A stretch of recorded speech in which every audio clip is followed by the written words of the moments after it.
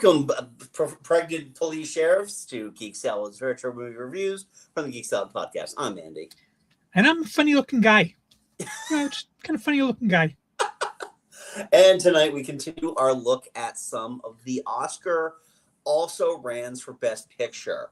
I'm going to actually need to grab my phone, too, so I can pull up the Wikipedia page for what was up that year. But let's talk a little bit about Fargo. Normally when we do these, we do look kind of chronologically. We are taking a step back from last week when we talked about LA Confidential, which was the 1997 nominee, going back to 1996 for the 1996 Oscars as we talk about Fargo.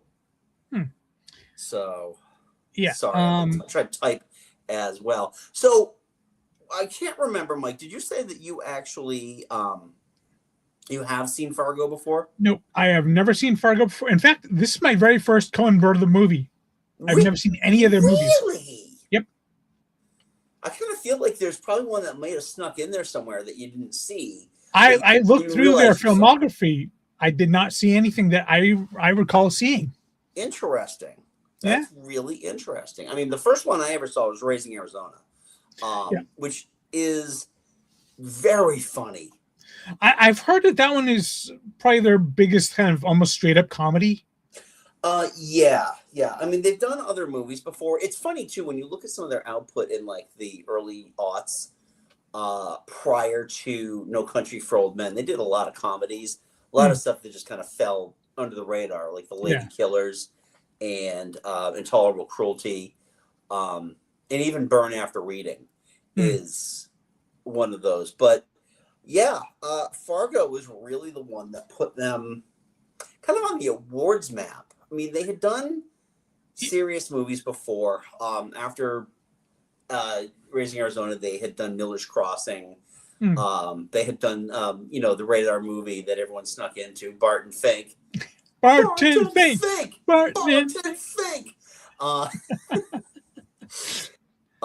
But yeah, no, 96 with Fargo.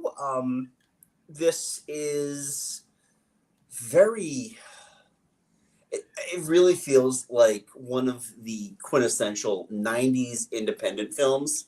Yeah. It's weird. Like one thing that kept kind of, as you know, after I finished watching it, I was just like kind of thinking, running it through my mind. And I don't know if, it seems like it might be, from what I've heard about some of their other movies, it's less like the plot is there, but the plot is really just kind of like something to move the characters around the movie. But you're really just kind of watching characters exist almost. Yeah. Well, this movie also kind of feels to me like it's multiple movies that just kind of like meet in the third act. Yeah. I mean, honestly, if I'm honest, the first like half hour of the movie, I was like, all right, it's fine. I mean, Steve Buscemi is kind of funny. William H. Macy is fine. The second Frances McDormand shows up, yes, I'm like, okay, now I'm in on this movie. Right. She turned it around for me. Yeah, because I mean, she's the star of this movie. This is her first Oscar for Best Actress, and well deserved for me. 3 Best Actress. Yeah, she is the heart and soul of this movie. And it also shows too what an absolute chameleon she is as an actress. Because if you think about the work that she'd done prior to this, she had been previously nominated for an Oscar for a supporting actress in Mississippi Burning. She was in Darkman. Oh, wow. Yeah. It has been so long since I've seen Darkman. Yeah. And don't forget Sam Raimi and the Coens were buddy. So see also Crime Wave, which I'm sure is streaming on one of the free sites. It is one of those movies I recommend to people. Like, you like Sam Raimi, you like the Coens, give it a try. What about like Simple Plan? That does that? I don't know. I've never seen it, but it seems like it might be kind of a Sam Raimi movie that is kind of inspired by. I've never seen it either, but I understand it's good. It's really good. We got a rush here. Yeah. Accents free. That's the thing. Yeah, Fargo. They didn't think non-Minnesotans could pronounce Brainerd. Makes sense. Yeah. Yeah, Darn the man. accents in this movie. The accents in this movie are they're infectious. Yeah. And that Yeah. was the thing. I remember, like, when this movie came out, especially when it hit home video. Some hot diddy. It's lutefisk. It's whitefish, cured in lye. You need to eat it with a lot of butter. We should honestly. Oh, that would be a good one to look at after we're done with this series. Drop Dead Gorgeous, which, by the way, also stars Kristen Rudrud. Oh, yeah. Who plays the pork products lady in Drop Dead Gorgeous. That. Yeah, this is definitely Minnesota has to agree with the accents. Well, I think some yes, some no. But the thing is also, it's not everybody. I've never eaten lutefisk, so I couldn't tell you one way or another. I'm not the biggest fish fan. No, nor I. No, and that's the thing too, is that I feel like I was robbed of Swedish cuisine because my grandmother was born into a Swedish household. Her parents both emigrated here from Sweden, and then my grandmother married an Italian, full-blooded Italian, FBI. And so that explains a lot about you, actually. Yeah, and then she cooked a lot of Italian food because of that, and I'm lucky I got off of some of the Scandinavian good looks, because some of my cousins look like they fought in a cage at some point. The thing with this movie is it's on toast with cold PBR. Okay, all right. See, now I'm getting Midwest flavor here. I am in the Midwest, technically in the Midwest right now, if you want to call Ohio the Midwest. This is the same room, by the way, that we did 2 weeks ago. I got the exact same hotel room. So I knew where everything was. So the funny thing with this movie is there's a lot of like those little things. Even with the fast food. I mean, she's eating Arby's and Hardee's. Anything that really accentuates that accent that unfortunately is causing John to cringe. But it's not everybody. It's certain characters. Like, you don't get that with Buscemi. You certainly don't get it with Peter Stormare. No. Oh my God. Is that how you say his name? House. Is that how you say his name? Because I've always thought it was Stormare. I believe. Well, you know what? Let me just look this up because I'm sure that IMDb will tell me how it's pronounced. I always thought it was Stormare. I'm sticking with that. Doesn't really give me any information. Well, I mean, like personal details. Oh, come on. Shiv says, honestly, though, if you have a chance to do Left City, highly suggest it. But then Kurt says, I think Mike has it right. Okay. About Peter Stormare or Stormare. Yeah. I don't know. He just shows up. He just is always showing up as some kind of big foreign thug. I just pulled it up on Wikipedia here, and apparently it's Swedish. Yeah. Which is ironic. But according to Wikipedia of the Midwest, according to Wikipedia, if you actually say in Swedish, it's Peter Stormare. Stormare. All right. Yeah. But I mean, and isn't this like prime Buscemi season? It really is. Buscemi was in every independent movie in the 90s. Particularly if they were done by the Coen brothers. Coen brothers and Tarantino, because don't forget he was in Reservoir Dogs. He was in Pulp Fiction. Yeah. He showed up in those. He's still here today with us, which is amazing. And you know what? They're absolutely right. He is weird looking. Yeah, no, he is a weird looking guy. little funny looking.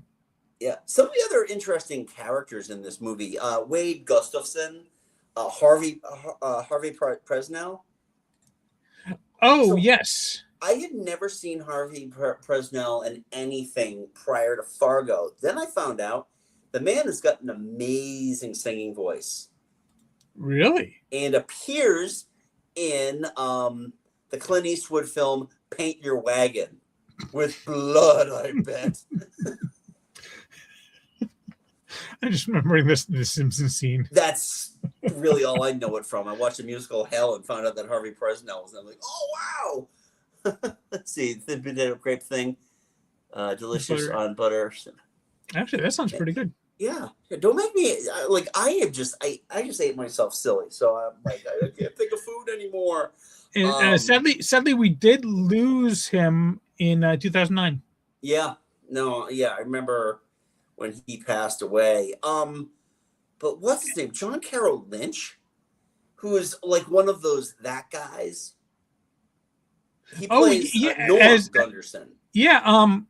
And I mean, honestly, what I first met him was the year after Fargo, when he appeared on the Drew Carey Show on a semi-regular basis as Drew's brother. Yes. Cross-dressing brother. Yes. And then I think he started dating Mimi. He actually married Mimi, and they had a baby. Oh, yeah. But he is definitely one of those that guys. He shows up in so much stuff. Yeah. And it's weird too when he plays a psycho and stuff, especially in American Horror Story, in Zodiac. Yeah, I mean, just looking down the list, he is in like so much. Yeah, but getting back to the movie and just this whole thing, what I love about this movie is this isn't exactly Ocean's 11. This isn't the best thought out plan. And the fact of the matter is, we don't know why Jerry needs the money, other than we think he might have ripped off his father-in-law's dealership. Yeah, which is why they were asking for those. I think he was taking money loans against the VIN numbers on those cars. That's what I've always assumed, that he was taking the money, but he couldn't back up the. Right, and then he had that lot deal that his father-in-law tried to cut him out of. Yes, exactly. I mean, and that, understandably, I mean, it's almost like you understand why he's trying to rip off, why he's trying to rip him off because of that. Yeah, and I mean, and honestly, his father-in-law is. I understand why, like because they are not a bank, they're not going to lend money, but at the same time, he is being a real bit of a dick about this. Right, exactly. They don't trust him to do the deal, and it makes sense. I mean, watching Jerry do this crime is just like he's incompetent. I mean, in fairness, he's a really good salesman, especially when it comes to getting that True Coat on there. That True Coat, like, damn it! I told you I didn't want the goddamn True Coat. Hey, I just he walked into his boss like, "Hey, how's it going?" Yeah. And comes back. He managed to knock $100 off for the True Coat. And he got the sale. Yeah, well, it's not so much he got the sale, more the guy just didn't want to deal with him anymore. Yeah. But I mean, this is really, I mean, William H. Macy has been around forever at this point. And if I'm not mistaken, I think this is the only Oscar nomination he ever received. Wow, really? I'm fairly certain, yes. Let me pulling it up right now. Nominated for one Oscar, yeah, and it was for this supporting actor. He's been in a lot of stuff too. Absolutely prolific, actor.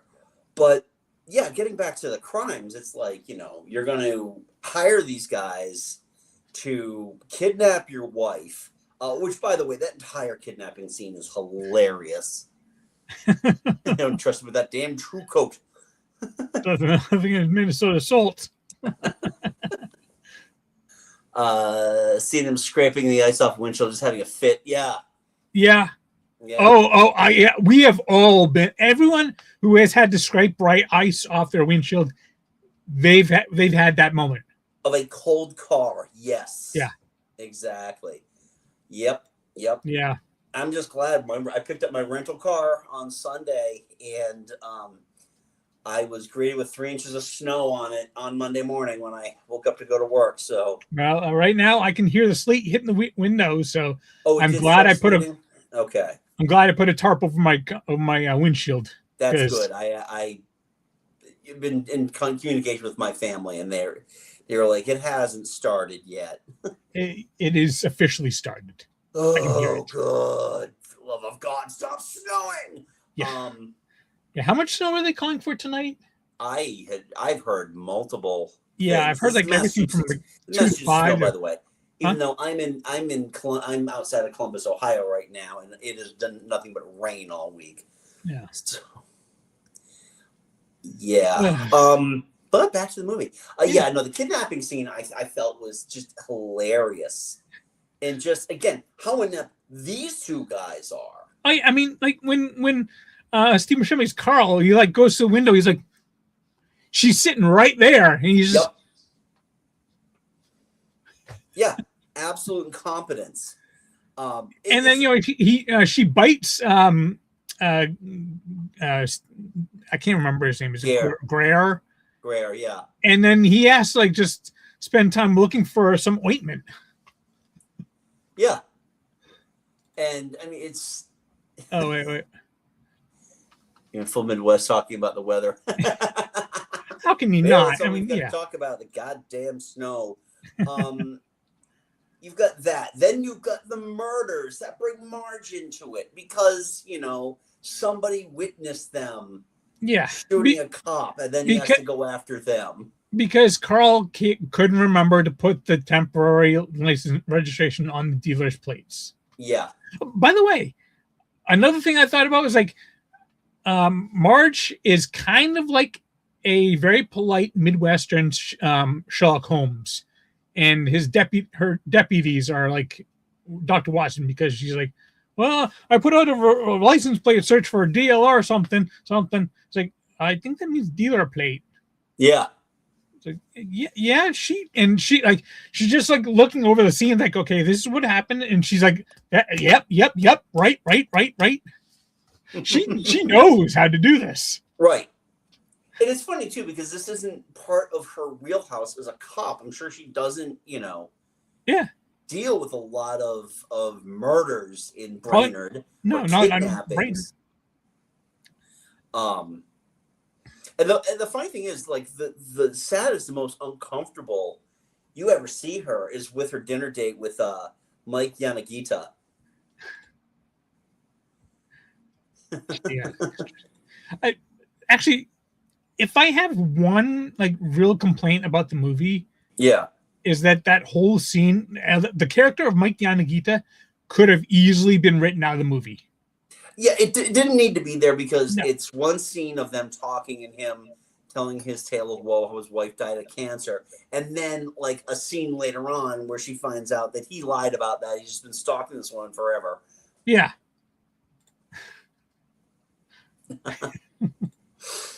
And that's the thing, too, that really, I think, humanizes Marge is that pregnancy. The fact that she is, 7 months? 7 months, pregnant. Yeah. And it's funny too because like Norm being the good husband, is making sure that she's always got food on hand. That he makes her breakfast while she has to warm up the car, and he's the one bringing her Arby's. And I love the fact, like, he makes her breakfast, she eats it, and she walks out to the car. You could just, with that one static shot right there, walks down, walks to the car, gets in, comes back up, asks for a jump. Yep. See, that was the scene that I'm like, you know what? Damn it, you got me. This is the thing about this movie too, especially when we talk about like 90s independent films, is that this movie doesn't try to be cool. No. And I feel anything from 96 and beyond, that was released within 96 and beyond, as an independent film, really everything was emulating Pulp Fiction at that point. It really wanted to.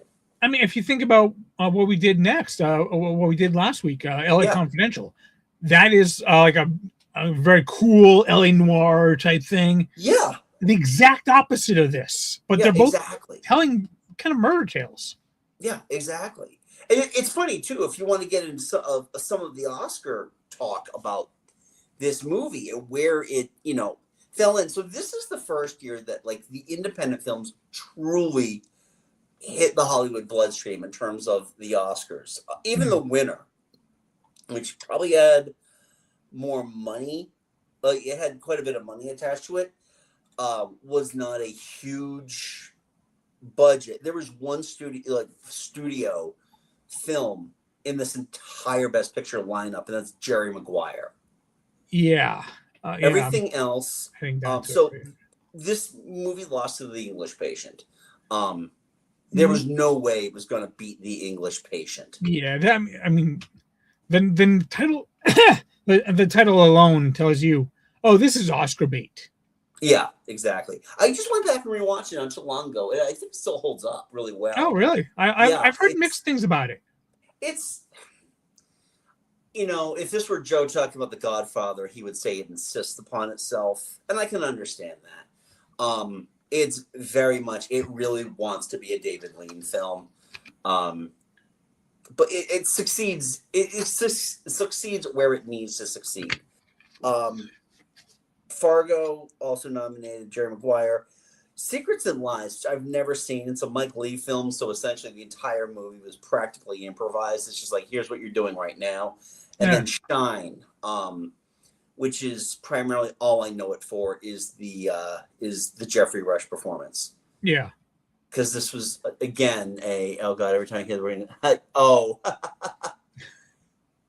yeah. So I take it Kurt is not a fan. What lent a lot of the animosity towards the English Patient was because of the Seinfeld episode. Because Jay Peterman that was his thing. I've never watched a single episode. Okay. In terms of the directing, Joel Coen was nominated for directing for Fargo. This is before both of them, Joel and Ethan, were directing together, credited together to direct. Ethan was nominated for Best Picture as he was executive producer. The producer. Directing lost to Anthony Minghella for The English Patient. The other nominees were Milos Forman for The People versus Larry Flint, which I'm surprised didn't get more Oscar love because it is a fantastic movie. Mike Leigh for Secret and Lies and Scott Hicks for Shine. Fargo didn't get anything in the lead actor category. That went to Jeffrey Rush. Because there really wasn't. I mean, William H. Macy is the closest thing to a lead actor in this movie, and he's best supporting actor. He's in the supporting. Yeah, he was nominated for supporting. Yeah. Frances McDormand won Best Actress, as I mentioned before, the first of 3. And again, rightfully so. Yes, and she also has a 4th Oscar for producing Nomadland. Yeah, she beat out Brenda Blethyn for Secrets and Lies, Diane Keaton for Marvin's Room, Kristen Scott Thomas for The English Patient, and Emily Watson for Breaking the Waves. Not Samantha Morton, but Emily Watson, because I confuse the two all the time. Yeah, there was no really... Well, I mean, technically Joseph Fiennes, but, you can find Colin Firth getting cucked by a Fiennes boy in The English Patient. And then you can find it 2 years later in Shakespeare in Love. Yeah. Think about that, won't you? Yeah, Emily Watson and Samantha Morton, I swear to God, are the same person. I legitimately thought Samantha Morton was doing The Serpent Queen and Dune Prophecy until I realized that was Emily Watson. I felt like an idiot. This one did win for Best Original Screenplay. It did. I'm getting to that. All right. Supporting actor, as we mentioned, William H. Macy was nominated, lost to Cuba Gooding Jr. Nobody was beating Cuba Gooding Jr. that year. God, this is a weird group too. Armin Mueller-Stahl for Shine, Edward Norton in his first nomination for Primal Fear. By the way, oh my God. The second you see Primal Fear and you see Edward Norton, it's like that a star was born. I saw Primal Fear in theaters. Yeah. And then James Woods playing a piece of shit racist. Who knew? No nominations on the supporting actress side. Original I mean, screenplay that went to both Joel and Ethan. yeah. Which is it's kind of interesting if you look at the way the breakup of what the Coens were nominated for, what they won. They were both nominated in their respective categories for picture and director, but they both won the Oscar for the screenplay, which was very nice, beating out Jerry Maguire, Lone Star, Secrets and Lies, and Shine. Oh, this was the year of Sling Blade. Oh, Also, and that was adapted because it was based on Billy Bob Thornton's short film. Some folks call it Sling Blade. I was kind of wondering who beat out John Deacon for best cinematography, because the cinematography on this movie is stellar. Get into it. Yeah. I got it right here. Okay. By the way, I was actually shocked. Fargo's score was not nominated. You know, I'm not shocked by that, because sorry, Trevor just saw this. Supporting actor. Oh, but by the way, that wood chipper is the only based on actual events that this movie is known for. I mean, in 1987, the whole thing in the beginning, the whole opening title card, yeah, complete and utter bullshit. Complete and utter bullshit. The funny thing is, too, though, is that even though they dropped the 1987 in there and the movie was released in 96, you would know the difference. Technology did not evolve that far. No. Even the cars kind of look the same, too. So it's not like, hey. No, I thought that the score for Fargo was fantastic because a lot of it was stuff you hadn't heard before. Like the sounds were very, I mean, it wasn't a very orchestral score, unlike things like The English Patient or the other nominees, Hamlet, Michael Collins, Shine, or Sleepers. The reason I wasn't surprised by that is because one thing I did notice a lot is that the score is very, very underutilized almost. This movie makes more use of silence than it does of music. Yeah, I think, and I think that's probably why the score was not nominated, because it was this movie was more about the lack of score in scenes than it is when the score actually is used. And if you go back and you look at the nominees too, they're bigger films. Yeah. All right, you asked about cinematography. So, Roger Deakins lost to John Seale for The English Patient.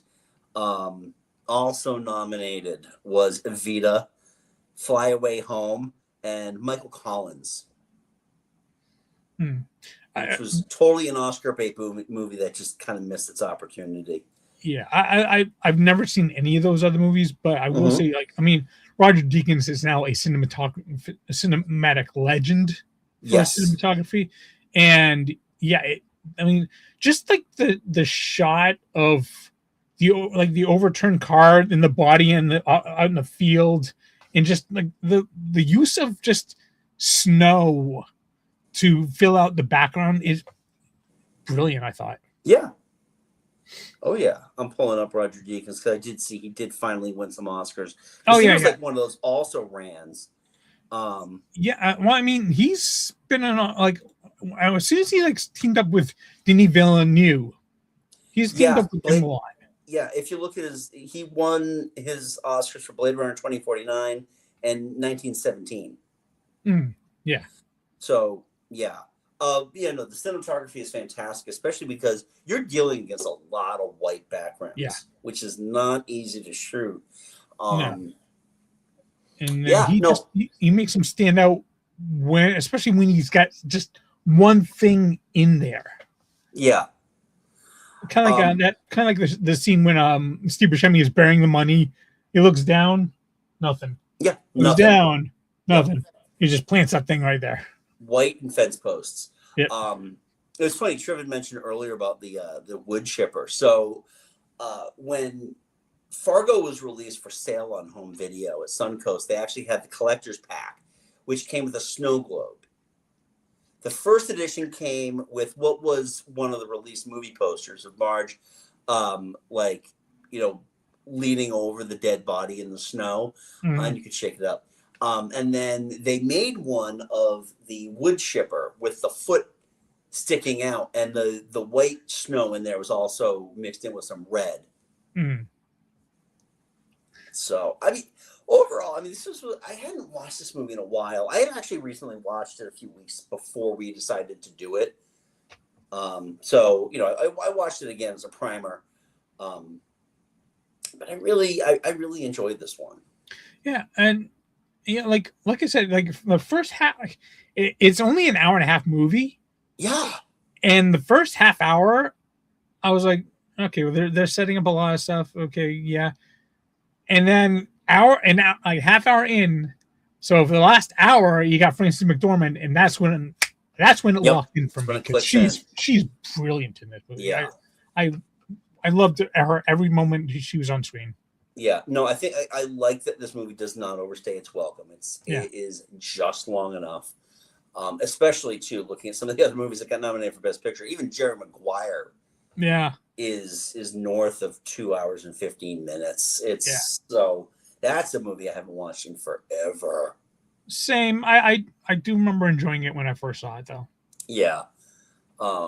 No, seriously, it's been forever since I've seen that one. And it really only stands out because of Cuba Gooding Jr. performance. I thought Tom Cruise was actually pretty good in that one. Okay. Okay. I thought he was better in Magnolia like a couple of years later, but that's just plain absolute shit. That's just me. Anything else that you or anybody in our chat want to say about Fargo before we close out and kind of discuss what next week's going to bring?